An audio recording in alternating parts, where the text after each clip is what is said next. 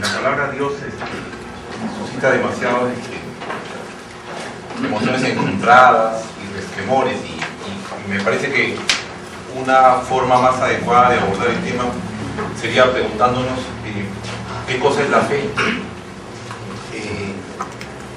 porque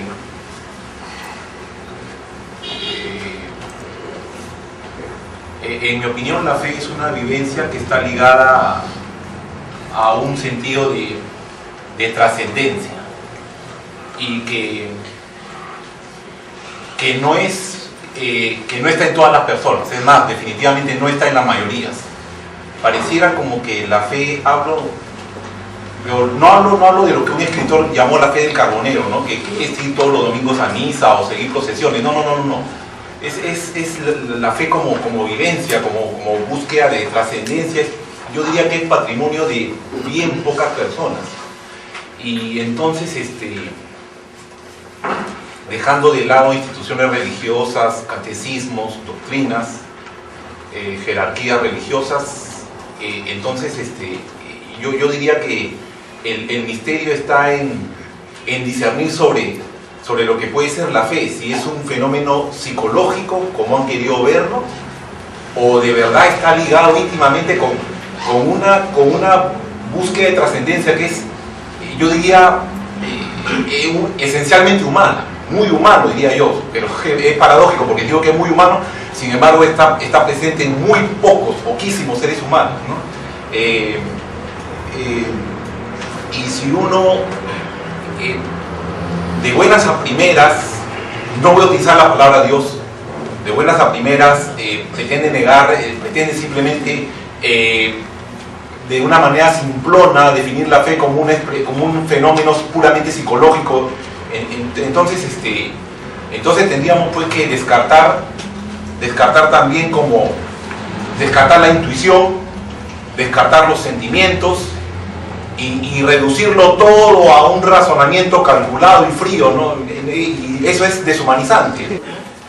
Las cosas han evolucionado por sí. Él forma parte de una comunidad y es el producto de esa comunidad. La religión es una imposición posterior, porque es irracional. Por esa razón es que surge el criterio de la fe.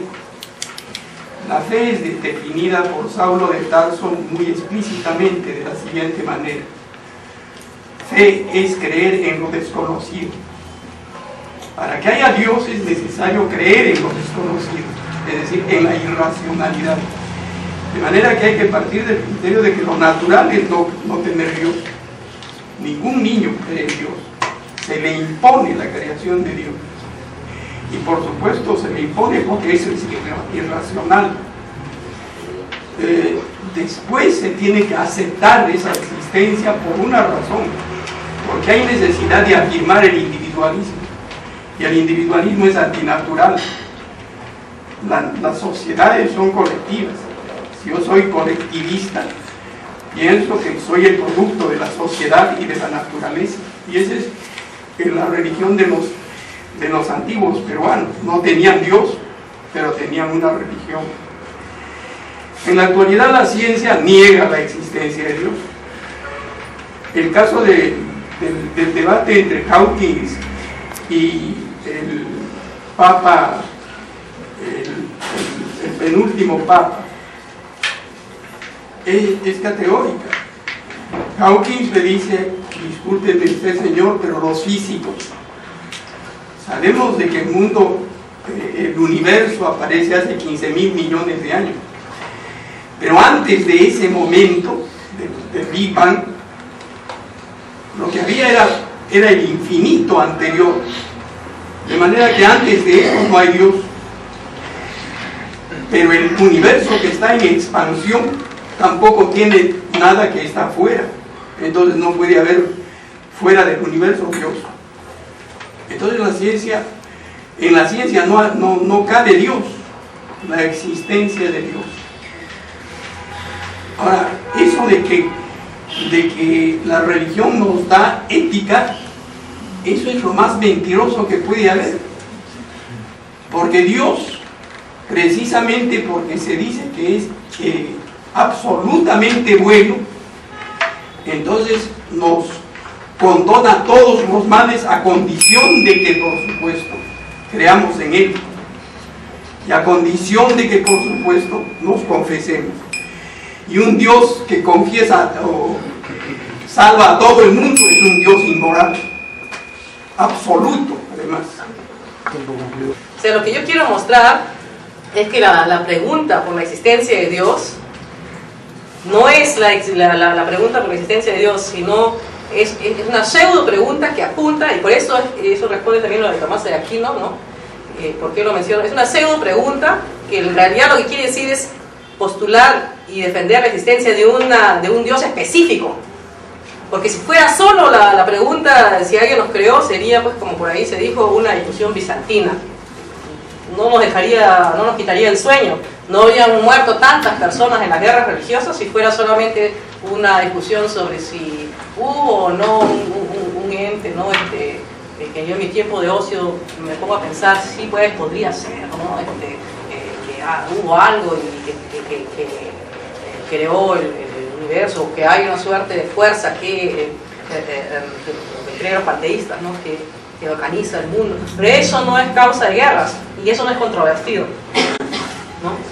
Entonces, cuando yo pongo el ejemplo de Tomás de Aquino, es solamente para mostrar la estrategia que Tomás de Aquino documentadamente pone, ¿no? Utiliza, que es primero postular que solo existe un Dios, que es el Dios Trino, ¿no? Luego pretender probar su existencia, pues, escribiendo argumentos controvertidos, pero en fin, argumentos sobre la existencia de un Dios abstracto, no del Dios Trino.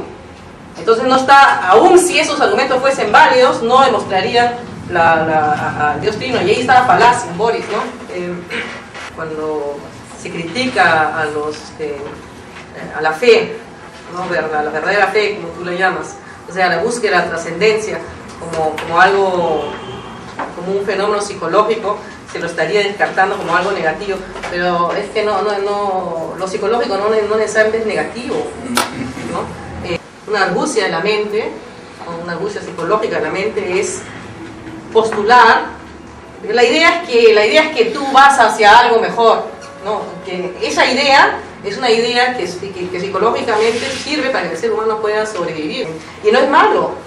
No tiene nada de malo, ¿no? Porque puede ser muy útil. Entonces no es un fenómeno simplón, no es despectivo. Porque la búsqueda de la trascendencia, ¿qué es? Es un fenómeno evidentemente psicológico. No todo el mundo busca no todo el mundo busca la trascendencia, porque la trascendencia implica, para empezar, implica un ego grande, que no está mal. Que no está mal, ¿por qué vamos a negar nuestro ego? ¿Por qué vamos a ser acomplejados? Está bien, pues si alguien tiene un ego grande y quiere trascender, me parece muy bien. Ahora lo otro también que se dijo es que los ateos llegan al ateísmo por la razón. Ese es uno de los argumentos de los creyentes, ¿no? Que todo el mundo es religioso, pero que por la razón llegan al ateísmo porque se dan cuenta de que no se puede probar la existencia de Dios, y entonces deciden no creer en lo que creían antes. Y justamente ahí viene la discusión, ¿no? No todo el mundo es religioso de arranque. En nuestras sociedades, ¿no?, religiosas, donde predomina la religión, sucede que la mayoría de la gente inicialmente es religiosa porque lo aprenden en su casa y en el colegio. Pero en otras sociedades, ¿no?, sobre todo en las sociedades socialistas, gran parte de la gente no es religiosa, ¿no? Entonces no se ocupan del tema de la religión, no han llegado al ateísmo o a la religiosidad a partir de una reflexión.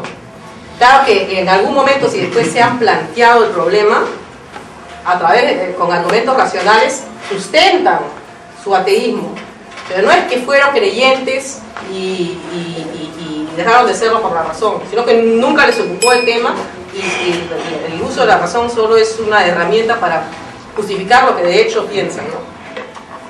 Rogar a los participantes centrarse un poquito, ¿no?